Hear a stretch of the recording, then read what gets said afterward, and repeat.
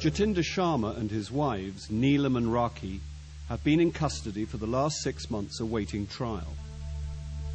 They are accused of submitting fraudulent visa applications on behalf of foreign nationals hoping to work in Britain. DC Cornwell and his team have sifted through 90,000 seized documents and have unearthed the biggest immigration scam ever seen in this country.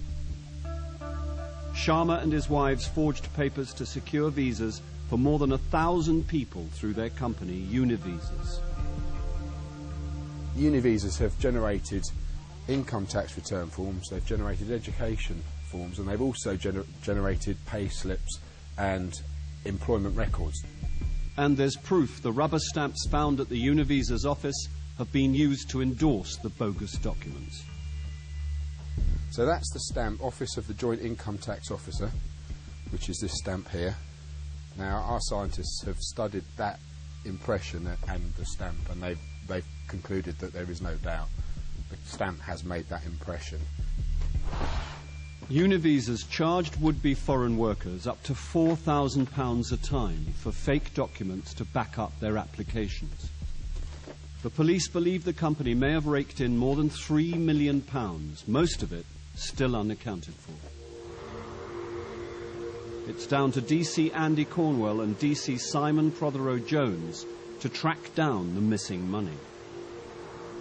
Today they are at court where Sharma, Raki and Neelam are due for a plea hearing. All three have already pleaded not guilty, but they have good reason to change their minds.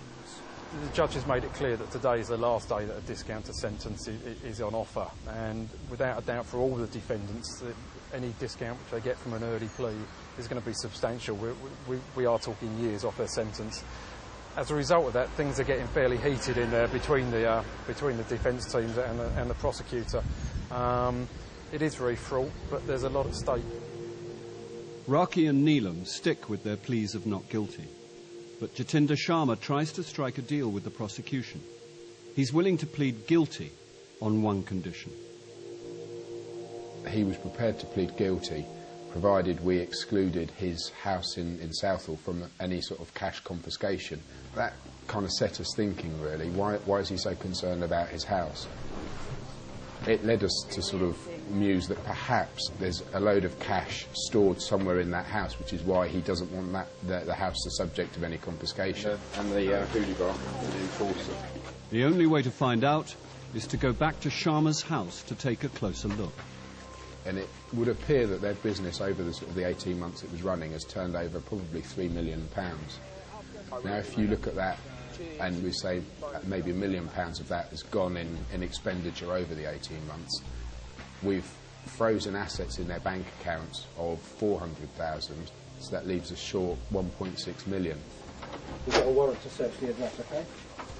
The reason we're back at the home address today pretty much is that we're looking for anything which could have been missed. It could be as simple as a big pile of money underneath the floorboards. It could be bank documents relating to an account which we didn't know, accounts, shares, stocks in somebody else's name, anything which is going to lead us to the outstanding funds. I still think there's a lot more money in this house somewhere, so we're going to go back in, lift floorboards if we have to, go up into the loft, lift the insulation, just absolutely every nook and cranny. You've got to look around the house around us. It's a state. Here's a man that had hundreds of thousands of pounds in the bank. This one house, with a very limited amount of equity in, is what he's desperate to keep hold of. Why is he so desperate to keep hold of a house which is literally filthy and falling down? You know, I mean, ripping out floorboards and insulation doesn't reveal the cash the team are looking for. Oh, oxygen, fresh air. I don't know about But opening post addressed to Neelam unearths bank accounts the team didn't know about. Punjab National Bank, we found a bank account in the name of Neelam. This account, which we weren't aware of up until now, contains just over £20,000, so that's of interest. And again, there's another 40, 50, £60,000 at least. So she alone has the best part of £250,000 in her bank accounts. The arrest of Neelam does not appear to have stopped large sums of money being moved between her accounts. 30k yeah, remitted by Neelam to India. So that explains her another 30,000, well, 30,000 on this one statement. transferred into another of her bank accounts, or? Yeah, interesting though, the last one was on the 17th of the 12th, 08. 17th of the 12th? Yeah, While they were in custody. while they were in custody.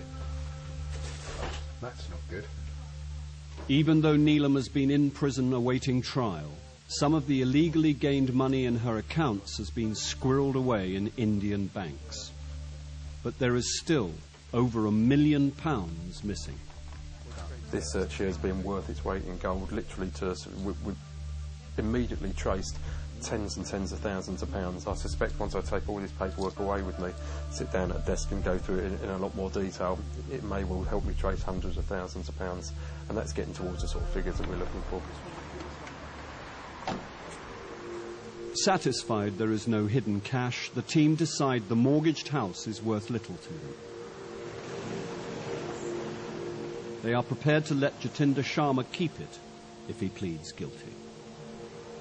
We've had a fantastic result, really. I'm pleased. Jatinder's pleaded to absolutely everything. I know he's guilty. He knows he's guilty. He's finally done a decent thing and admitted it. There is a real sense of satisfaction of actually seeing Jatinder stand in the dock in the court and finally admit his guilt. You know, he has done all of this stuff wrong. He's lived a good life out of it. He's made an enormous amount of money. Hugely satisfying, but still a lot of work to do. The officers still have the painstaking job of preparing for a trial. It will be for a jury to decide whether Raki and Neelam helped Sharma to perpetrate Britain's biggest visa scam.